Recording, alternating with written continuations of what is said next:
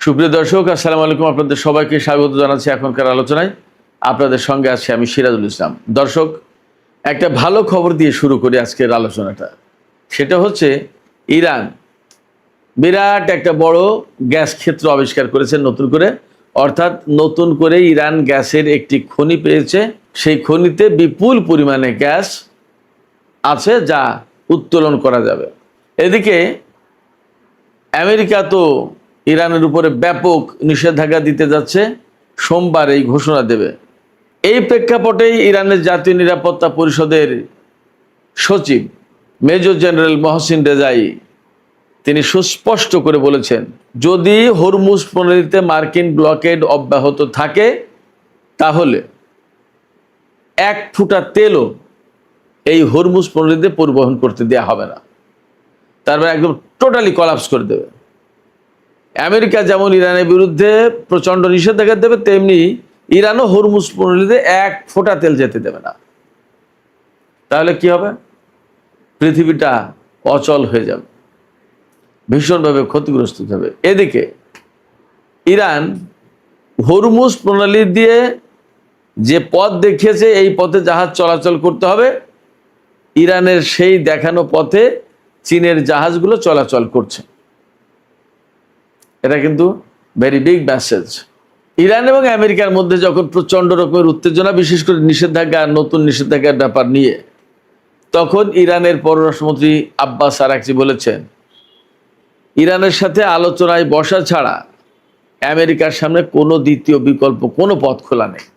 তাহলে কি দাঁড়াচ্ছে? ইরান এবং আমেরিকার মধ্যে কি আবার নতুন করে আলোচনা শুরু হবে? কি মনে হয় সুপ্রিয় দর্শক? এই বিষয়গুলো নিয়ে আজকের ভিডিওতে আমি বিস্তারিত কথা বলার চেষ্টা করব। আশা করি আপনারা সবাই শেষ পর্যন্ত সঙ্গে থাকবেন। আর ভিডিও ভালো লাগলে লাইক, কমেন্ট, শেয়ার করবেন এবং চ্যানেলটি সাবস্ক্রাইব করে সাথেই থাকবেন। দর্শক, চলুন আমরা বিস্তারিত আলোচনা করি। সর্বপ্রথম একটা ভালো খবর দিয়েই শুরু করি বলেছিলাম, এবার সেটা বিস্তারিত বলি। ইরানের দক্ষিণাঞ্চলে ফার্স প্রদেশ নামে একটা প্রদেশ আছে। এই প্রদেশে একটা বিরাট বিশাল গ্যাসের খনি পাওয়া গেছে। ফার্স প্রদেশেই সম্ভবত সিরাজ শহর অবস্থিত, কবি হাফিজ সিরাজের যে শহর।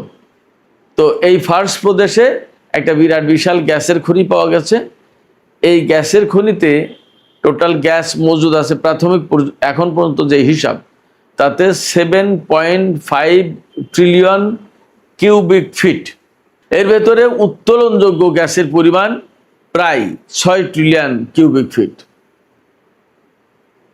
আমি বলি এটা কিন্তু এখনো শেষ কথা না, এটা প্রাথমিক, আরও বাড়তে পারে।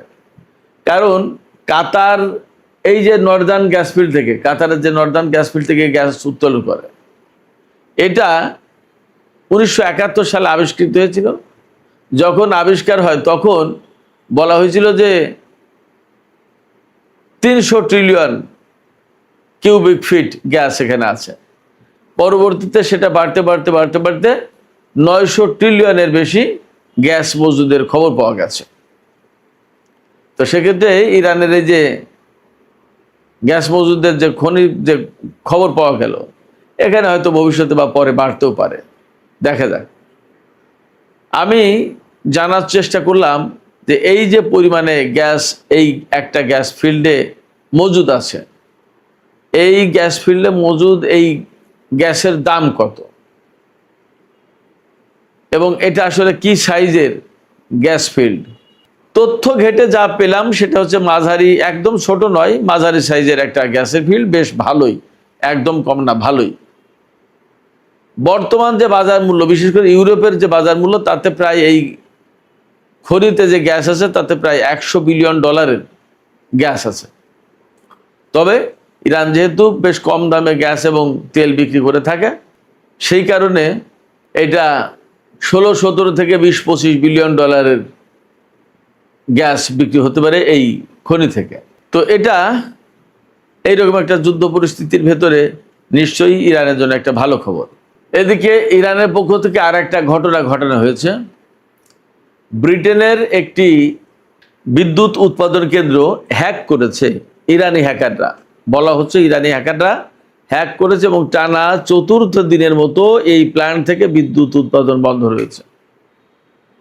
তার মানে এমনভাবে হ্যাক করেছে যে হ্যাকিং আর ঠিক করতে পারছে না। সেক্ষেত্রে বোঝাই যাচ্ছে যে ইরান এই সাইবার যুদ্ধে বেশ ভালো অগ্রগতি অর্জন করেছে। ব্রিটেনের মতো একটা উন্নত প্রযুক্তির দেশের একটা বিদ্যুৎ কেন্দ্র যদি আজ 4 দিন পুরোপুরি বন্ধ থাকে, তাহলে এই ব্রিটেনের আর কোন কোন সংস্থা ইরানি হ্যাকারদের থেকে নিরাপদ? আরও মজার খবর কি জানেন? আরও মজার খবর হচ্ছে আমেরিকার কয়েকটি ওয়াটার স্ট্রাকচার, পানি বিষয়ক অবকাঠামো, অর্থাৎ হতে পারে পানি পরিশোধন কেন্দ্র বা এই ধরনের অন্য কোনো কেন্দ্র, সেই রকম কেন্দ্র হ্যাক করেছে ইরানি হ্যাকাররা। এবং তাতে আমেরিকার যে 50টি স্টেট, তার ভিতরে 12টি স্টেট এই হ্যাকিংয়ের কবলে পড়েছে এবং তার প্রভাব 12টি স্টেটে পড়েছে। তার মানে ইরানি হ্যাকাররা আমেরিকাতেও ভালো রকমের একটা সাইবার হামলা চালিয়েছে, হ্যাকিং করে দিয়েছে। আমেরিকা এবং ব্রিটেনের মতো উন্নত প্রযুক্তির দেশ, উন্নত দেশ, তাদের উপরে যদি ইরান এই রকমের সাইবার হামলা চালায়, তাহলে বাস্তব যুদ্ধের ক্ষেত্রে তারা কোন ধরনের সক্ষমতা রাখে সেটা কিন্তু একটা ভাবনার বিষয়। এদিকে সোমবার 24 আগস্ট আমেরিকা ইরানের বিরুদ্ধে কঠোরতম নিষেধাজ্ঞার ঘোষণা দেবেন, কঠোরতম নিষেধাজ্ঞার ঘোষণা দেবে। এই ব্যাপারে ইরানের জাতীয় সর্বোচ্চ নিরাপত্তা পরিষদের সচিব মহসিন রেজাই তিনি বলেছেন যে ইরান তাদের ইচ্ছা শক্তি দিয়ে, তাদের প্রতিরোধের ক্ষমতা দিয়ে, সক্ষমতা দিয়ে এই নিষেধাজ্ঞা মোকাবেলা করবে এবং আঞ্চলিক কোনো দেশ যদি এই নিষেধাজ্ঞার ব্যাপারে আমেরিকাকে সাহায্য করে, তাহলে সেই দেশের বিরুদ্ধে ব্যবস্থা নেওয়া হবে। একদম পরিষ্কার হুঁশিয়ারি। এর পাশাপাশি তিনি বলেছেন, হরমুজ প্রণালীতে যদি মার্কিন ব্লকেড অব্যাহত থাকে, তাহলে ইরান হরমুজ প্রণালী দিয়ে 1 ফোঁটা তেল পরিবহনের সুযোগ দেবে না। মহসিন রেজাই এই কথা বলছেন এবং ব্লকেডকে আমেরিকার সাথে রিলেট করছেন এই কারণে যে আমেরিকা যখন যুদ্ধে না পেরে ইরানের উপরে নিষেধাজ্ঞা চাপিয়ে দিচ্ছে এবং নিষেধাজ্ঞার মাধ্যমে ইরানকে শাস্তি দেবে বলে ঠিক করেছে, তখন মহসিন রেজাই বলছেন যে হরমুজ প্রণালীতে ব্লকেড যদি না তুলে নেয়, তাহলে 1 ফোঁটা তেলও যেতে দেওয়া হবে না। তার মানে ইরান পাল্টা ব্যবস্থা নিল। হরমুজ প্রণালীতে ব্লকেড থাকা আর ইরানের উপরে কঠোর নিষেধাজ্ঞা দেয়া সবই এক গাছেরই ফল। তো তাই যদি হয়, মহসিন রেজাই বলছেন যে ব্লকেড অব্যাহত থাকলে 1 ফোঁটা তেল যেতে দেবে না। তার মানে ইরানও কার্যত আমেরিকা বা আরও বিভিন্ন দেশের বিরুদ্ধে তেলের নিষেধাজ্ঞা দিল। এদিকে ইরান যে পথ দেখিয়ে দিয়েছে হরমুজ প্রণালীতে, সেই পথ দিয়েই চীনের জাহাজ তেল পরিবহন করছে, আসা যাওয়া করছে সেই পথ দিয়ে, আমেরিকার দেখার পথে না। তার মানে এখানে আর একটা মেসেজ আছে চীনের পক্ষ থেকে যে ইরান যা বলেছে ওইটা রাইট, আমেরিকা যা বলছে সেটা ভুল। আমরা বিভিন্ন মাধ্যম থেকে খবর পাচ্ছি পাকিস্তানের সেনাপ্রধান ইরান সফরে যাবেন, বোঝাই যাচ্ছে ইরান আমেরিকার মধ্যকার কূটনৈতিক বিষয় নিয়েই আলাপ আলোচনা করতে তিনি যাবেন। তবে এই জায়গায় আমি একটা কথা বলে রাখি, ইরানের পররাষ্ট্রমন্ত্রী সাইয়েদ আব্বাস আরাকচি তিনি সুস্পষ্ট করে বলেছেন, আমেরিকার সামনে আলোচনা করা ছাড়া আর কোনো বিকল্প পথ নেই। তার মানে আমেরিকা ইরানের উপর যে নিষেধাজ্ঞা চাপিয়ে দিতে চায় এবং আরও অনেক কিছু করে ইরানকে কোণঠাসা করতে চায়, সেগুলো করে কিছুই হবে না, কিছুই পারবে না। আব্বাস আরাকচি আর একটা কথা বলেছেন, তিনি বলেছেন ইরানের কাছে যুদ্ধে হেরে আমেরিকা এমন বেপরোয়া আচরণ করছে। কি সেই বেপরোয়া আচরণ? সেই বেপরোয়া আচরণ হচ্ছে ইরানের বিরুদ্ধে কঠোরতম নিষেধাজ্ঞা আরোপের চেষ্টা। তবে ইরানের সব পক্ষ থেকে, সব পর্যায় থেকে একটা কথাই বলা হচ্ছে, আমেরিকা যত কঠিন নিষেধাজ্ঞা আরোপ করুক না কেন, বাস্তব কথা হচ্ছে ইরানের জনগণ, ইরানের সামরিক বাহিনী এই ধরনের নিষেধাজ্ঞা দেখে অভ্যস্ত, এই ধরনের নিষেধাজ্ঞা মোকাবেলা করে অভ্যস্ত। অতএব আমেরিকা যত যাই কিছু নিষেধাজ্ঞা দিক না কেন, ইরান সেটা মোকাবেলা করতে পারবে। আমেরিকা এবং ইরানের মধ্যকার যুদ্ধের বর্তমান যে পরিস্থিতি, তাতে সত্যিকার অর্থেই সামান্য একটু কাজ বাকি। অর্থাৎ ইরান যদি এখন যে শক্ত অবস্থান আছে এই শক্ত অবস্থান ধরে রাখতে পারে, আর কিছুদিনের ভিতরে অবশ্যই আমেরিকাকে নতজানু হতে হবে। তাদেরকে তেল নেওয়ার প্রয়োজন আছে, তাদের সারা বিশ্বের কাছে জবাবদিহি করার প্রয়োজন আছে। আজ নয় কাল, কাল নয় পরশু করতেই হবে জবাবদিহি। চেপে ধরবেই ডোনাল্ড ট্রাম্পকে, তখন কি করবে? অতএব তেলের বাজারে হাহাকার তো পড়েছে, তেলের দাম বেড়েই চলেছে, কিন্তু যদি সত্যিকার অর্থে বিশ্ব অর্থনীতি ম্যানেজ করে নিতে হয়, তাহলে তেলের দাম কমাতে হবে, তেলের সাপ্লাই বাড়াতে হবে। এই তেলের দাম কমাতে হবে এবং তেলের সাপ্লাই বাড়াতে হবে, এই দুটো কাজ করতে গেলে অবশ্যই ইরানের সাথে একটা আপোষ সফায় আসতে হবে। আর আপোষ সফায় আসতে হলে ইরানের সুবিধা দেখতেই হবে। তো সেই কাজের জন্য আমি মনে করি যে ইরান যদি আর কিছুদিন তার এই শক্ত অবস্থান ধরে রাখতে পারে, তাহলে এই সফলতা একেবারে অসম্ভব কিছু না। সুপ্রিয় দর্শক, আজকের আলোচনা এখানে শেষ করতে চাই। আলোচনা শেষের আগে আমি আপনাদের কাছে জানতে চাই মতামত, যে আমেরিকা ব্লকেড দিয়ে রেখেছে এবং নিষেধাজ্ঞা ইরানের উপর আরোপ করবে। এই প্রেক্ষাপটে মহসিন রেজাই বলেছেন যে আমেরিকা যদি ব্লকেড অব্যাহত রাখে হরমুজ প্রণালীতে, অর্থাৎ ব্লকেড দিয়ে রাখে, তাহলে ইরান এমন ব্যবস্থা নেবে যার প্রেক্ষাপটে এক ফোঁটা তেলও আর পরিবহন করা যাবে না হরমুজ প্রণালী দিয়ে। প্রশ্ন হচ্ছে, বা আপনাদের কাছে মতামত যেটা জানতে চাচ্ছি সেটা হচ্ছে যে মহসিন রেজাইর এই বক্তব্য ইরান বাস্তবায়ন করতে পারবে কিনা, অর্থাৎ হরমুজ প্রণালীতে এক ফোঁটা তেল পরিবহন হবে না ইরান যদি অনুমতি না দেয়। এইরকম একটা প্রেক্ষাপট কি তেহরান সৃষ্টি করতে পারবে, ধরে রাখতে পারবে? আপনাদের মতামত জানিয়ে কমেন্টে লিখুন। আর ভিডিও ভালো লাগলে লাইক কমেন্ট শেয়ার করবেন এবং চ্যানেলটি সাবস্ক্রাইব করে দর্শক সাথেই থাকবেন। আমাদের আজকের পর্যালোচনার বিষয় হচ্ছে বিরাট সুখবর পেল ইরান, অলৌকিক ঘটনাই বটে। থাকুন দর্শক আমাদের এই আলোচনায়। আপনাদের প্রশ্ন এবং মতামতগুলো ইউটিউবের কমেন্ট বক্সে গিয়ে লিখুন।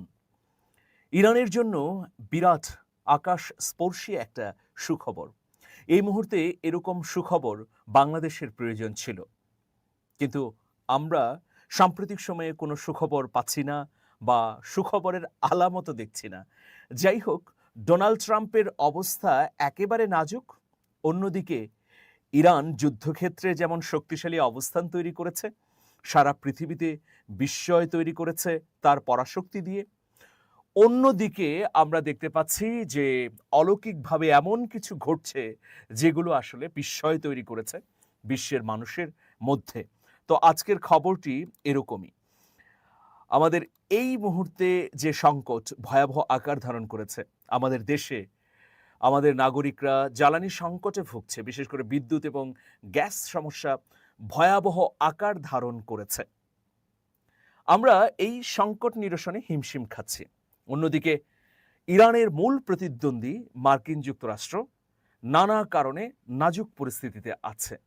অর্থনৈতিক কারণে, রাজনৈতিক কারণে এবং কূটনৈতিক কারণেও বলা যায় যে একেবারে পর্যুদস্ত অবস্থা ওয়াশিংটনের এবং নেতা ডোনাল্ড ট্রাম্পের। তো এইরকম পরিস্থিতির মধ্যে ইরান পেল বিরাট সুখবর। সেই সুখবরটি প্রথমেই জানিয়ে আজকের এই পর্যালোচনা শুরু করব। দর্শক, ইরানের দক্ষিণাঞ্চলীয় ফার্স প্রদেশে 7.5 ট্রিলিয়ন ঘনফুটের বেশি প্রাকৃতিক গ্যাসের মজুদ আবিষ্কারের ঘোষণা দিয়েছে দেশটি। ইরানের বার্তা সংস্থা ফার্স নিউজ এজেন্সির প্রতিবেদনে এইসব তথ্য জানানো হয়েছে। দেশটির তেলমন্ত্রী জানিয়েছেন, আবিষ্কৃত গ্যাসের মধ্যে আনুমানিক 5.7 ট্রিলিয়ন ঘনফুট উত্তোলনযোগ্য। এই পরিমাণ গ্যাস দেশটির দক্ষিণ পার্স গ্যাস ক্ষেত্রের একটি ধাপ থেকে প্রায় 15 বছর ধরে উৎপাদিত গ্যাসের সমপরিমাণ।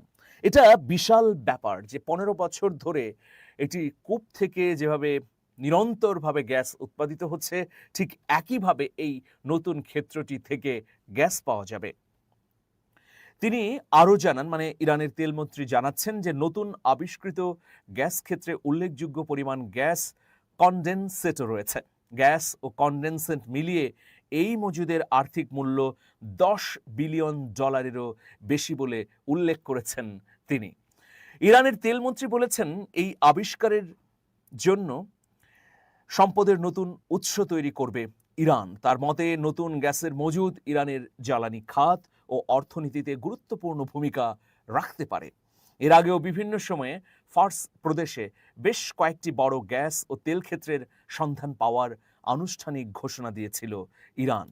প্রিয় দর্শক, বুঝতেই পারছেন ইরানের এই আকাশ স্পর্শী যে সাফল্য, যে সুখবর, এটা নিঃসন্দেহে অলৌকিক একটা ব্যাপার। আমি একজন বিশ্বাসী মানুষ হিসেবে মনে করি এটা আল্লাহর রহমত। যখন সমগ্র বিশ্বে গ্যাস, বিদ্যুৎ এবং জ্বালানির ভয়াবহ সংকট, হরমুজ প্রণালী দিয়ে তেলবাহী জাহাজ এবং ট্যাঙ্কারগুলো নির্বিঘ্নে চলাচল করতে পারছে না, অন্যদিকে পরাশক্তি মার্কিন যুক্তরাষ্ট্র অর্থনৈতিক যুদ্ধ ঘোষণা করেছে তেহরানের বিরুদ্ধে, তখন ইরানের একটি প্রদেশে এই যে বিপুল পরিমাণ প্রাকৃতিক সম্পদ পাওয়ার খবর আমরা পাচ্ছি, এটা অবশ্যই কাকতালীয় কোনো ব্যাপার নয়, বরং অলৌকিক একটি ঘটনা। বরং এটি এই যোদ্ধা জাতির জন্য একটা রহমত স্বরূপ, আমি এরকমটি মনে করছি। প্রিয় দর্শক, এই যে বিরাট সুখবর, এই সুখবরকে উদযাপন করবে তেহরান, এমনই ঘোষণা দিয়েছেন ইরানের স্পিকার আব্বাস আরাঘচি। তিনি বলেছেন যে এই ধরনের বিরাট সুখবর পাওয়ার পর পুরো জাতির উদযাপনের প্রয়োজন আছে। আপনারা জানেন যে মুজতবা খামেনি এই যুদ্ধটির নির্দেশনা দিচ্ছেন একটি গোপন জায়গা থেকে, এবং তিনি সম্পূর্ণভাবে মধ্যযুগীয় পন্থায় মানে নেগেটিভ কিছু নয়, এটা হচ্ছে এমন একটা পন্থা প্রচলিত প্রযুক্তি, কারিগরি, সকল ব্যবস্থাপনার বাইরে একেবারে সনাতনী পদ্ধতিতে মুজতবা খামেনি তার যোদ্ধাদের সঙ্গে, তার প্রশাসনের কর্তাব্যক্তিদের সঙ্গে এবং রাষ্ট্রের প্রেসিডেন্ট সহ গুরুত্বপূর্ণ দায়িত্বপ্রাপ্ত ব্যক্তিদের সঙ্গে তিনি যোগাযোগ করছেন। এরকম একটা সুখবরের মধ্যে ইরানের সর্বোচ্চ নেতা মুজতবা খামেনির পক্ষ থেকেও একটি বার্তা দেওয়া হবে জাতির উদ্দেশ্যে, এরকমই তথ্য পাওয়া যাচ্ছে ইরানের রাষ্ট্রীয় সংবাদ সংস্থাগুলোর কাছ থেকে। তো প্রিয় দর্শক, আমরা দেখতে পাচ্ছি হরমুজে পূর্ণ নিয়ন্ত্রণ রেখেছে তেহরান। অন্যদিকে আরেকটি সুখবর রয়েছে, এই সুখবরও আপনাদেরকে জানাতে চাই। সেটা হচ্ছে, আপনারা নিশ্চয়ই ইতোমধ্যে জেনেছেন যে পাকিস্তানের সেনাপ্রধান জেনারেল আসিম মনির তিনি সোমবার মানে রাত পেরুলেই তেহরান সফর করবেন। আচ্ছা, একটা প্রশ্ন তো নিশ্চয়ই সামনে আসছে যে আসিম মনিরের উদ্যোগে গত কদিন আগে মানে 6ই আগস্ট মক্কা চুক্তি অনুযায়ী ত্রিদেশীয় প্রতিরক্ষা জোট গঠিত হলো।